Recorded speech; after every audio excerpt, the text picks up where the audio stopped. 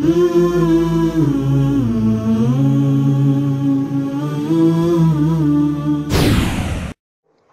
began to see all of these things.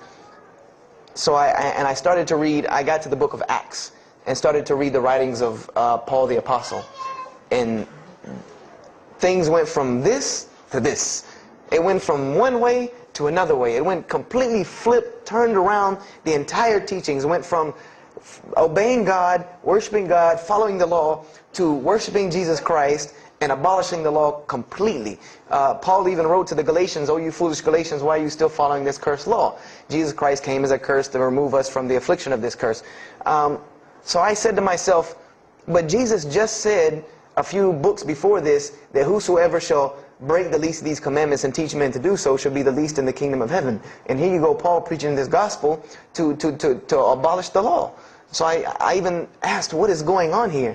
So I started asking my pastor, and my pastor said, now you're getting into deep water. You know, now you're starting to question the New Testament. You really have some issues. You know, they even thought that I might be, you know, possessed and all kinds of things. So I had a very big conflict going on inside of me, and my friend took me to his textual critic teacher, his professor. And what this man told me probably wrecked my faith in Christianity. And I always say, I doubt he would be very happy me traveling around the world telling people that a Christian professor from Bob Jones University wrecked my faith in Christianity. But he did. Because what I asked him was, what happened to all these contradictions? You know, in the Old Testament there are many contradictions. If you study Hebrew language, you'll understand that when you read some of the Old Testament or the Torah, that there are some parts of the Torah that you can see is the most beautiful Arabic that you can see, just the most beautiful Hebrew that you can see, just like when you read the Quran. It's very beautiful Hebrew. And then 2 chapters later, you'll see Hebrew that looks like a broken 3-year-old who is trying to scribble some Hebrew down. It looks very colloquial, very dialectic. You can tell it's not the same person speaking. So I went and asked him about all this stuff I saw. And he told me, he said, what you have is a book written by men over centuries and centuries and eons and eons. And he says, and this book started as an original that was copied and copied and copied, and somebody added a mistake, and somebody came behind him and corrected that mistake and added 2 of his own. Someone came and copied it and skipped a line and added a line where it wasn't supposed to be. And then someone else came and copied it and took it to his country, and in order for it to fit well with the doctrine they were teaching, he would cross out a dot here or cross out a word here or change a word here so that it would fit with the theological ideas of this part of the world.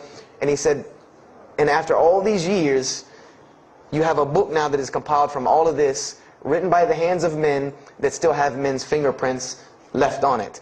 And that's what you have. You have an imperfect book that is only perfected through faith.